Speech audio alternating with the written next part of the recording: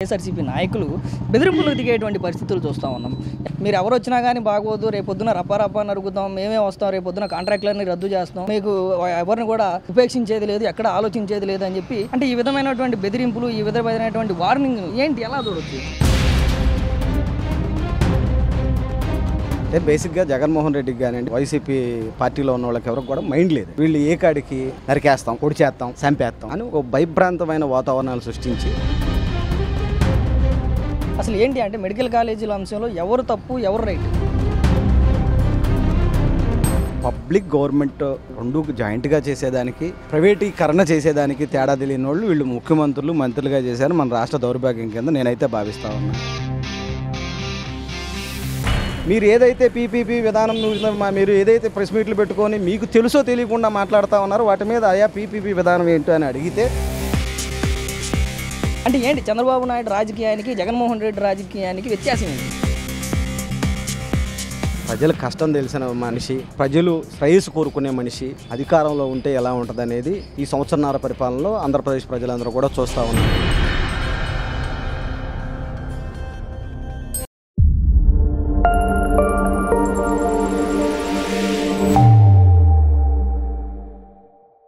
ప్రస్తుతం వైఎస్ఆర్సీపీ పార్టీ అంతా కూడా మెడికల్ కాలేజీల పైన కూటమి ప్రభుత్వం ఏదో అన్యాయం చేస్తూ ఉంది, అక్రమాలు చేస్తూ ఉంది, ఇదంతా కూడా ఒక వ్యాపారంగా తీసుకెళ్ళిపోతా ఉంది అని చెప్పి పీపీపీ విధానాన్ని రద్దు చేసే వరకు మేము పోరాడతామని చెప్పి ఈరోజు నర్సీపట్నం వెళ్ళేటువంటి ప్రయత్నం జగన్మోహన్ రెడ్డి చేస్తూ ఉన్నాడు. అసలు ఏంటి అంటే మెడికల్ కాలేజీల అంశంలో ఎవరు తప్పు, ఎవరు రైట్? ముందుగా వీళ్ళకి పీపీపీ విధానం మీద మాట్లాడటానికి అర్హతే లేదు. ఈ సీఎం కాడి నుంచి మంత్రులుగా చేసినటువంటి వాళ్ళకి పీపీపీ విధానానికి అంటే పబ్లిక్ గవర్నమెంట్ రెండు జాయింట్గా చేసేదానికి, ప్రైవేటీకరణ చేసేదానికి తేడా తెలియని వాళ్ళు వీళ్ళు ముఖ్యమంత్రులు, మంత్రులుగా చేశారు. మన రాష్ట్ర దౌర్భాగ్యం కింద నేనైతే భావిస్తా ఉన్నా. పీపీపీ విధానం గురించి తెలుసుకొని వీళ్ళు దాన్ని వ్యతిరేకిస్తే అది ఎంతవరకు సబబు అనేది కామన్ పీపుల్ ఆలోచించడానికి అవకాశం ఉంటుంది. వీళ్ళు ముందల ఏదైతే కూటమి ప్రభుత్వం పీపీపీ విధానం ప్రకటించిందో పబ్లిక్ గవర్నమెంట్ పార్ట్నర్షిప్లో కాలేజీలు నిలిపిస్తాం, దాన్ని మేము అడ్డుకుంటాం అని చెప్పి మాట్లాడుతూ ఉన్నారు. మీరు ఎడుతిరిగి ఆంధ్రప్రదేశ్ బాగుపడటానికి ఏ పని చేయలే. ఎక్కడైనా సరే మీరు దోసుకోవడానికి.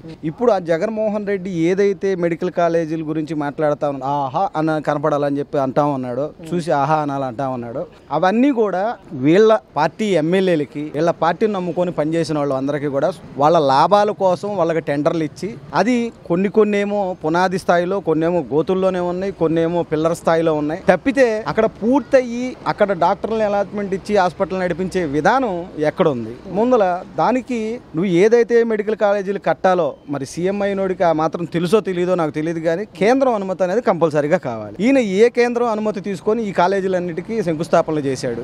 ఏ కేంద్రం అనుమతి తీసుకొని ఈ కాలేజీలన్నీ కూడా కాంట్రాక్ట్ పద్ధతిలో వాళ్ళ పార్టీ నాయకులకు దోచిపెట్టాడు అని చెప్పి దాని గురించి ముందర జగన్మోహన్ రెడ్డి వివరణ ఇవ్వాల్సిన అవసరం ఉంది. ఎందుకు అంటే ఎక్కడా కూడా ఈ జగనన్న కాలనీలను ఇచ్చారు కొన్నిసార్లు వాళ్ళ సొంత నాయకులకు సంబంధించినటువంటి భూములు, అది కూడా 5 లక్షలు, 3 లక్షలు, 15 లక్షలు, 10 లక్షలు, అంటే ఒక 5 లక్షల నుంచి 15 లక్షల రూపాయలు ఉన్న పొలాల్ని కోట్ల రూపాయలకు వాళ్ళ నాయకులకు అమ్ముకొని అట్లా కాలనీలు కట్టి అవి వాళ్ళ ఇల్లు కట్టుకోలేక గతంలో మనం జగనన్న కాలనీలో శంకుస్థాపన పరిస్థితుల్లో చూసాం. చెరువులో ఇల్లు కడుతున్నారా, ఇంట్లో చెరువు ఉందా అనేది అర్థం కాని పరిస్థితి. ఇవాళ జనాల్ని మీరు అత్యధికంగా మోసం చేశారు కాబట్టి ఇవాళ జనం మిమ్మల్ని నమ్మే పరిస్థితి లేకుండా నువ్వు ఏదైతే ప్రతిరోజు కూడా చంద్రబాబు నాయుడు గారిని, పవన్ కళ్యాణ్ గారిని, లోకేష్ గారిని మీరు ప్రతిపక్ష హోదా ఇవ్వండి, మా గల వినిపిస్తాం, మీ ప్రతిపక్ష హోదా అంటే వీళ్ళకి రాజ్యాంగం మీద కానివ్వండి, రాష్ట్రం మీద కానివ్వండి, దేశం మీద కానివ్వండి ఎటువంటి అవగాహన లేదు.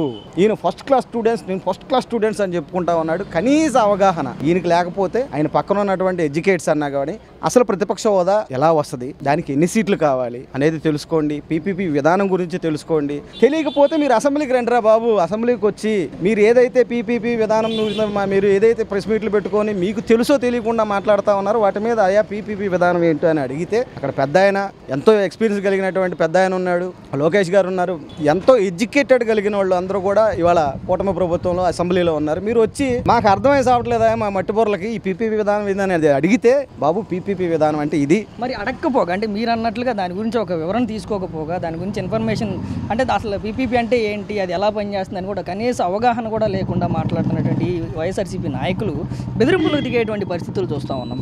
ఎవరైతే పీపీపీ విధానంలో ఎవరైతే కాంట్రాక్టర్లు వస్తూ ఉన్నారో, ఎవరైతే ప్రైవేట్ భాగస్వామ్యం వస్తూ ఉందో వాళ్ళని బెదిరింపులకు గురి చేస్తూ మీరు ఎవరు వచ్చినా కానీ బాగోదు, రేపొద్దున రప్ప నరుగుతాం, మేమే వస్తాం, రేపొద్దున కాంట్రాక్టులన్నీ రద్దు చేస్తాం, మీకు ఎవరిని కూడా ఉపేక్షించేది లేదు, ఎక్కడ ఆలోచించేది లేదు అని చెప్పి అంటే ఈ విధమైనటువంటి బెదిరింపులు, ఈ విధమైనటువంటి వార్నింగ్ ఏంటి, ఎలా చూడొచ్చు? అంటే బేసిక్గా జగన్మోహన్ రెడ్డికి కానివ్వండి, వైసీపీ పార్టీలో ఉన్న వాళ్ళకి ఎవరికి కూడా మైండ్ లేదు. వీళ్ళు ఏ కాడికి నరికేస్తాం, పొడిచేస్తాం, చంపేస్తాం అని ఒక భయభ్రాంతమైన వాతావరణాలు సృష్టించి 5 సంవత్సరాల్లో కూడా ఒక పార్టీలు అంటే తీసేయండి, రాజకీయ పార్టీలు ఎప్పటికీ కూడా ఒకరికొకరికి వాళ్ళ విధానాలు వ్యతిరేకించుకుంటానే ఉంటారు. అది ఎప్పుడు జరుగుతూనే ఉంటారు. ప్రతిపక్షానికి అధికార పార్టీకి ఎప్పుడు విభేదాలు ఉంటాయి. ఒక స్వచ్ఛంద సేవా సంస్థలు, ఒక గవర్నమెంట్ ఎంప్లాయీస్ అరే బాబు మాకు మాస్క్ ఇవ్వలేదు, ఒక మాస్క్ ఇవ్వండిరా, కరోనా టైం ఇది అని చెప్పి మాట్లాడిన సుధాకర్ గారిని వీళ్ళ ఈగోకి ఏం చేశారు అనేది మనం చూసాం. అదే విధంగా ఒక స్వచ్ఛంద సేవా సంస్థ మీరు ఇక్కడ చేస్తున్న తప్పు, ఈ రోడ్లు బాగాలేదు, చాలా మంది ఇబ్బంది పడుతున్నారు, పబ్లిక్ కోసం చిన్న ధర్నా చేస్తే అప్పటికప్పుడు వాళ్ళని అరెస్ట్ చేసి వాళ్ళ మీద అది ఏదైతే మహిళలు,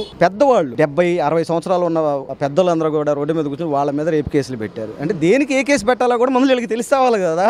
అదేది వీళ్ళకి ఆ మైండ్ లేకుండా ఏదైతే బెదిరింపులకు పాల్పడి వాళ్ళు నెట్టుకుంటా వచ్చారు, అలాగే జరిగిపోద్దని బెదిరించుకుంటా పోయారు. రాష్ట్ర ప్రజలందరూ కూడా బుద్ధి చెప్పారు. ఇవాళ 11 స్థానాలకి నాకు ప్రతిపక్ష హోదా ఇస్తేవత్తా, నాకు గంట టైం ఇస్తేవత్తా, నువ్వు ముందర అసెంబ్లీకి వచ్చి అసెంబ్లీ విధానాలు ఏంటి, కుటుంబ ప్రభుత్వం చేస్తున్నటువంటి విధానాలు ఏంటి అనేది తెలుసుకొని మాట్లాడితే నువ్వు మాట్లాడే దాంట్లో తప్పు ఉంటే ఈసారి 11కి ఏదన్నా 1-2 పెంచుతారు, లేదంటే ఆ పక్కన ఒకటి తీసి ఇంకో 1కే మిగులుతారు అని చెప్పి తెలుసుకోవాలి. వీళ్ళు రాజ్యాంగం మీద ఎటువంటి భక్తి శ్రద్ధలు కలవ బ్యాచ్ కాదండి. వీళ్ళంతా రాజారెడ్డి రాజ్యాంగం. రాయలసీమలో మహానుభావుడు చంద్రబాబు నాయుడు గారు ఫ్యాక్షనిజాన్ని అక్కడ రూపుమాపడానికి ఎన్నో రకాలుగా చంద్రబాబు నాయుడు గారు కృషి చేస్తే మళ్ళా సేమ్ ఏదైతే జనాలకు సంపాదనకి అభివృద్ధి చెందితే మళ్ళా మన మాట వినరు. ఎప్పుడు జనాలు కిందే ఉండాలి, మనం వాళ్ళ మీద పెత్తనం చేయాలనే ఈయన ఫ్యాక్షనిస్ట్ మెంటాలిటీతోనే అలాంటి మాటలు మాట్లాడుతూ ఉన్నారు. ఇవాళ కాంట్రాక్టర్లు కాదు కదా, మీ కార్యకర్తలే మీ గురించి ఆలోచించలేని పరిస్థితి వచ్చేసింది. ఎందుకంటే ఇవాళ కామన్గా మీరు ఏ ప్రెస్ మీట్ పెట్టినా, ఏ మాట్లాడినా కూటమి ప్రభుత్వం ఏం చేస్తుంది, మీరు గతంలో ఏం చేశారు, నేను సంక్షేమాలు ఇచ్చాను, నేను బటన్లు నొక్కాను అని చెప్పి 5 ఏళ్ళు ఓదరగొట్టి ఎక్కడన్నా ఒక రోడ్డు వేసావా, ఎక్కడన్నా ఒక ఆసుపత్రి ఫుల్గా కట్టావా, ఎక్కడన్నా ఒక కాలేజీ కట్టావా, ఎక్కడన్నా ఒక గుప్పిడు మట్టి వేసావా? ఏ కాడికి దోసుకోవటం. ఏదైతే కల్తీ మద్యానికి ఆద్యుడివే నువ్వు, కల్తీ మద్యంలో ఆద్యుడిగా ఉండి ఆంధ్రప్రదేశ్లో దరిదాపుగా 35,000 మంది చావుకు కారణమైన వ్యక్తివి నువ్వే వాళ్ళ కల్తీ మద్యం గురించి మాట్లాడటం కానివ్వండి. ఏదైతే దళితుడిని హత్య చేసి మీ ఎమ్మెల్సీ డోర్ డెలివరీ చేస్తే అతను ఇప్పుడు కూడా ఎమ్మెల్సీలో మీ పార్టీలోనే ఉన్నాడు. ఏదైతే అది నిజం కావచ్చు, నింద కావచ్చు, టీడీపీ నాయకులు ఈ మద్యం దాంట్లో ఒక దాంట్లో ఉన్నారనగానే వాళ్ళని అరెస్ట్ చేసి గోడౌన్ దగ్గరికి పంపించి అక్కడ ఎంక్వైరీ చేసి పార్టీ నుంచి సస్పెండ్ చేసినటువంటి చరిత్ర చంద్రబాబు నాయుడు గారిది. నువ్వు చంద్రబాబు నాయుడు గారిని చూసి నేర్చుకోవాలే తప్ప ఆయన కన్నా ఎదిగిపోవాలని కోరుకోవటం, నీకు ఆ బ్రెయిన్ ఉండి నీకు ఆ పరిపాలన అంత దక్షుడు అయితే ప్రజలే ఇస్తారు. అది చూసుకొని ముందల నా రిక్వెస్ట్ ఏంటంటే మీరు ఏదన్నా ప్రెస్ మీట్ పెట్టే ముందల మీరు ప్రెస్ మీట్ పెట్టి ప్రతిసారి అబాస్ ఫాలో అవుతున్నారు, అది రోజు చూడాలి. ఎన్ని రోజులు అన్న అవుతాం, మేము కూడా నవ్వి మాకు కూడా చిరాకు పడుతుంది. ఏదన్నా మాట్లాడే ముందల ఏదైతే ఆంధ్రప్రదేశ్ ప్రభుత్వం నిర్ణయం తీసుకుందో దాని మీద మీ పక్కన ఉన్నటువంటి మేధావులను ఎవరన్నా అడిగి తెలుసుకొని ప్రెస్ మీట్లు పెట్టాలని చెప్పి జగన్మోహన్ రెడ్డి గారికి నేను రిక్వెస్ట్ చేస్తాను. ప్రధానంగా 5 సంవత్సరాలు కానీ ఎన్నికల ప్రచారం కానీ ఇప్పుడు కానీ ఈ సమయం అంతా కూడా మేము 17 మెడికల్ కాలేజీలు తెచ్చాం, ఇది జగనన్న ఘనత, ఇది జగనన్న గొప్పతనం అని చెప్పి వైఎస్ఆర్సీపీ నేతలు కానీ, అప్పుడు ఆరోగ్య శాఖ మంత్రి విడుదల రజనీ కానీ, ముఖ్యమంత్రి జగన్మోహన్ రెడ్డి కానీ ప్రతిసారి 17 మెడికల్ కాలేజీలు ఇదే చెప్తా ఉన్నారు తప్ప ప్రభుత్వ విధానంలో మేము ఇన్ని మెడికల్ కాలేజీలు పూర్తి చేసాం, ఎంత శాతం పూర్తి చేసాం, ఈ కాలేజీలు రెడీగా ఉన్నాయి, లేదంటే ఇన్ని కాలేజీలకి ఎంత వర్క్ జరిగిందని చెప్పి ఎందుకని చెప్పుకోలేకపోతా ఉన్నారు.